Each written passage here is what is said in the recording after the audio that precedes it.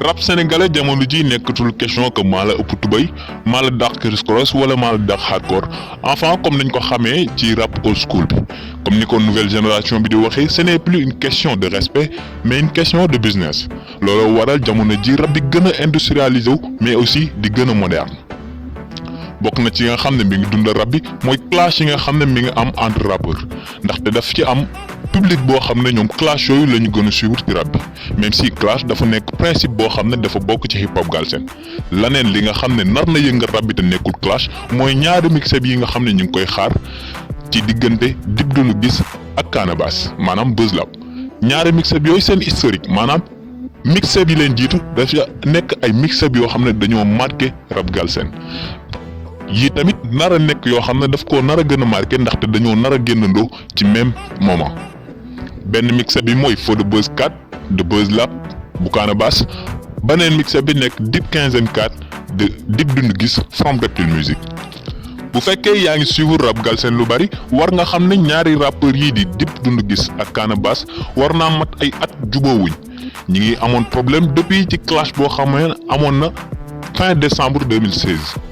même si avant clash bi amoon nañ ay featuring yoo xam ne def nañ ko ñoom ñaar ba partager sax yenn scène ak concert yoo xam ne ñoom ñoo ko seqoon lan moo waral tàqalikoo googu ba ku ne dem sa côté ku nekk tuddatoo sa morom ba yenn problème bi am ci loolu dinañ ci ñëw waaye bala ñoo wax ci problème yooyu dañuy ñëw ci yenn point yoo xam ne yu remarquable la ci carrière u ñaari rappeurs yooyu.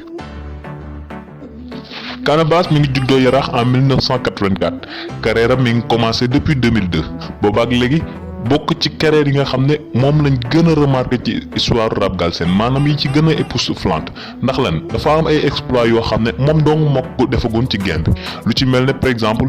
première mixtape bi njëkk a génn ci histoire rap Galsen Canabasse moo ko génnee muy Dikay South moom mooy rappeur aussi bi njëkk a dem trace jël fa première ci playlist trace urbain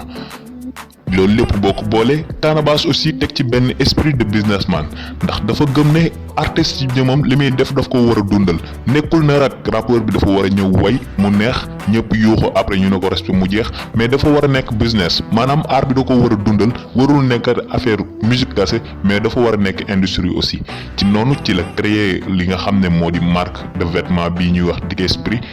ak yeneen yoo xam ne Canabasse ay business la yoo xam ne moom da ciy dox. mixtape am boobu di Dikay South nekkoon première mixtape de toute l'histoire du rap Galsen defoon fi benn révolution bu mag ndax mixtape boobu ci la xale yu bari commencé woon déglu lii di rap Galsen ci la Canabasse doon wëree ci ay école ak ay milieux yoo xam ne jeunesse bi ñoo fa ëppoon mu fa daan def ay concert daanaka waroon na Sénégal gépp pour def ay concert ci région yi ci noonu ci la Canabasse commencé di gagné xaalis bu weex tar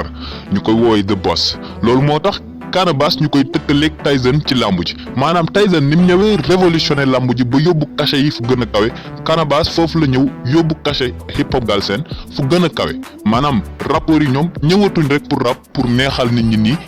da après ñu dem mais dañuy ñëw pour rap aussi mais pour dundal seen bopp mais aussi pour gagner de l'argent.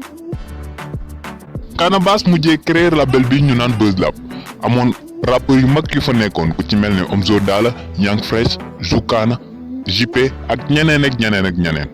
ci jamono jooj ci lañ génne woon For the Buzz 1 2 et 3 ba 4 bi la ñuy préparé nii même si rappeurs yi ñu leen limal nii ñu ci bari nekkatuñ Buzz Lab mais am na ay nouveaux membres yoo xam ne Buzz Lab recruté na leen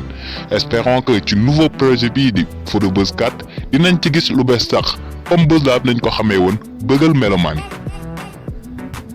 ci lancé boobu ci la Canabasse nekk ba bokk ci rappeurs yi nga xam ne ñoom lañ doon gën a déglu biir Sénégal pour ne pas dire rappeur bi nga xam ne moo fi ëppoon ay fans ci ay jamono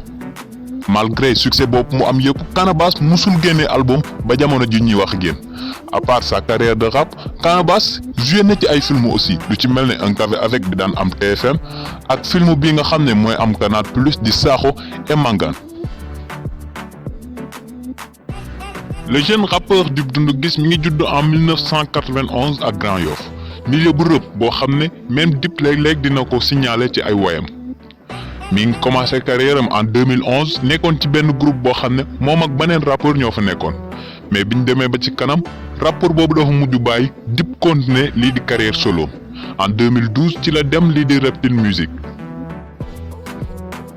ci Reptile googu ci la amee woon ak problème ku ci mel ne Hakill ak One Lyrical ñoom ñu jàppoon ne kenn considéré wul woon ci label boobu ndax dañoo gisoon ne ki nga xam ne moom moomoon label bi di Idi dafa jëloon Dip considéré ko ba mu ëpp ci ñoom maanaam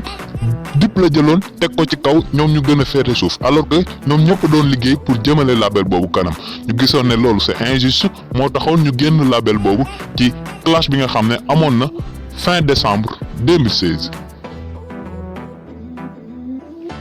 Dip aussi andi lu bees tàq ci rap bi ci originalité am ci ni muy bindee ni muy rabee ak thème yi nga xam ne mi ngi koy aborder nekk koo xam ne mélomane dañ koo teel a remarqué depuis le début ndax ni mu doon bindee moo nekkoon loo xam ne lu beesoon la ci ñun jeune rappeur boo xam ne bu ñu ñëwee li muy bind waxi mag lay doon texte yu gaaw la yoroon yoo xam ne moo taxoon mélomane yi daan ko gën di déglu. Dip aussi moom tamit def ay exploits yu mag ci game bi comme ni ko grand yi defee. Par exemple en 2016 mu gagné 3 trophées ci Galsen Hip Hop Awards meilleur featuring avec Elzo day Dip meilleure révélation de l'année meilleur titre bés ni ki tey loolu lépp di montrer que boy bi muy ñëw li taxoon ñu gënoon ko remarquer mooy talent am dafa amoon talent mais aussi fexe na ba boy yu bari ñëw adhéré wu ci musique am di déglu musique am loolu tamit nekk loo xam ne dañ koy saluer ci rap bi ndaxte ay initiative la yoo xam ne ñu bari dañ fiy jaar mais duñ réussir capter benn audience boo xam ne dinañ déglu seen musique audience boobu moo ko may tey jii ni ba album yi nga xam ne génnee na ko di TLK ak LNN am ay succès yu gaaw ci hip hop Galsen loolu tamit moo ko may tey jii di ba Dip di mën a def ay vidéo yoo xam ne dañuy am ay millions de vues sur YouTube.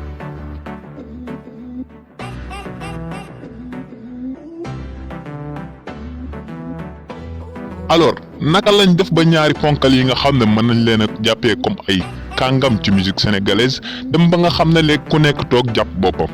alors que génne woon nañ fi benn projet benn featuring boo xam ne mi ngi tuddoon Tarmej Dip waroon ko génnee ci Dip Quinzaine 2 mais Canabasse couplet moo yéex a ñëw ba Dip mujj ko def remix après Dip Quinzaine bi mais teewul ñoom ñaar seen relation neexoo woon nañ ba Dip sax invité woon na Canabasse ci benn concert boo xam ne Dip moo ko organisé woon Canabasse ñëw fa rap fa ba mélomane yëpp kontaan jour boobu nan lañ def ba agsi fii lépp mooy commencé ci clash bi nga xam ne Dip àndoon na ko benn son ak Is 814 bit ci benn son bu ñu naan Kantam Biw ci albumu TLK ci son boobu ñu ci classe Omzo ak Canabasse maanaam Buzz Lab en général ci la Omzo jugee pour riposter selon Canabasse relation am ak Dipam mi ngi commencé am problème depuis bi muy tourné clipam boobu di son sama prof dafa woo Dip par Instagram envoyé ko message jotu ko mais après ci la tourné vidéo boobu après nag ci la coow li bare ku nekk jàpp sa koñ parce que dafa amoon ñoo xam ne ñoo nekkoon ci ginnaaw Dip di ko wax naan ko Canabasse dalay clash de même que ci ginnaaw Canabasse aussi di ko wax ne Dip dalay clash Canabasse ne moom woowoon na Dip pour expliquer ko ne waru ñoo bàyyi booy di yàq sunu game bi maanaam waru ñoo bàyyi booy di ñu jaxase ñu ñaar di ci ay wax yoo xam ne yu sew la. Canabasse di implorer malentendu yooyu nga xam ne amoon na seen biir ndaxte au début ñoom ñu ngi daan déggante de temps en temps même si mi ngi reconnaître que Dip artistiquement daf faj gaay mais ki nga xam ne moo di Omzo te jamono boobu mu nekkoon Buzz Lab mayul dara Dip moo répondre ci clash bi andi fa coow loo xam ne doyoon na waar moo yëngaloon Sénégal gi yëpp ñëpp moom lañ doon wax ci jamono jooju moo nekkoon clash entre Omzo et Dip. buñ sukkandikoo aussi ci version bi Dip Doundou Guiss joxe nee na clash bi nga xam ne dañ ko defoon ci Kantam Biw moom ak Is 814 bit pour clasher waa Buzz Lab c'était juste pour ku nekk xam fi nga féete pour wan leen kat ñun kat ànduñoo génn donc choisir leen seen équipe loolu moo taxoon ñu def ko même aussi moom tamit mi ngi wax que ni moom tamit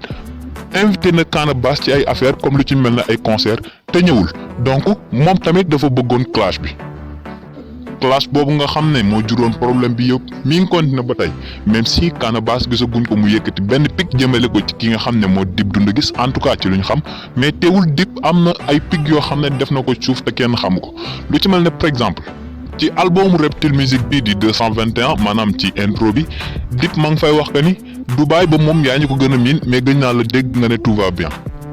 ñëpp xam nañ ki muy waxal ñëpp xam nañ tamit lim ci jublu ak son bi nga xam ne mooy loolu moo gën ci même album bi mi ngi ciy wax que ni old school ho dëgg torox nga sa gel moo ma yàq parce que sama prof la pour lui dire que prof bi nga xam ne moom nga noboon ci son boobu nga naan sama prof mooy bi mu ko doon invité mu mujj jur problème da ko bëgg a wax ne prof boobu nga nopp prof boobu mooy mujj doon sama gel. donc li ñuy xaar ci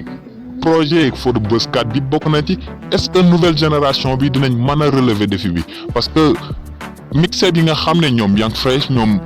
Omzo Dollar ñoom Zoukana ñi fi nekkoon def nañ ko fi mixtape yooyu dañoo defoon ay tonnerre te loolu moo taxoon Buzz Lab ñu xam ko ak authenticité boo xam ne ñoom rek ñoo ko amee woon ci game bi. Dip aussi la même chose lañ koy xaar est-ce que teewul day gën a enfoncer classe bi wala day ñëw fàtte ko jàll ci leneen ñëw rap pur. donc liñ ci mën a jàpp rek mooy d'un côté on a un Canabasse boo xam ne li muy def yàkkamtiwu ci dara ndaxte gis nañ ne dernière année yi presque li muy génne son bariwut li muy génn sax di ci écran bi bariwut est-ce que du ne ci For The Buzz 4 bii la bëgg defaatee renaissance pour jugewaat tamit wanewaat boppam parce que Canabasse dafa nekk artiste boo xam ne kenn mënu koo téye maanaam talent am passé na foo xam ne day toog lu yàgg ñu fàtte ko. Canabasse moo mel noonu de l'autre côté aussi on a un Dip Doundou Guiss boo xam ne provocateur la gën a nuru parce que gis nañ ne projet yu bari day ànd ak ay clash ñu ci bari di wax que ni Dip buy génnee projet day bëgg mu siiw loolu moo tax muy cokkaas ne ni pour clash am en tout cas am na ñu koy weddi am na ñu koy affirmer mais teewul moom lañ gis tamit ci projet yi nga xam ne génnee na ko lu ci mel ne premier album di TLK ak LNN ñaar yëpp dañoo amoon ay coow ay clash yoo xam ne moom moo ko amaloon ak yeneen rappeurs. même bii tamit nara amaat coow ndaxte ginnaaw bi nga xam ne Canabasse publier na que day génnee For The Buzz 4 ci boobu ci la Dip profito pour moom publier tamit ne moom day génnee Dip Quinzaine 4 est-ce que coïncidence la wala tayef la c'est à vous de juger merci c'était ça la vidéo d'aujourd'hui ñu ngi leen jox dig daje beneen yoon.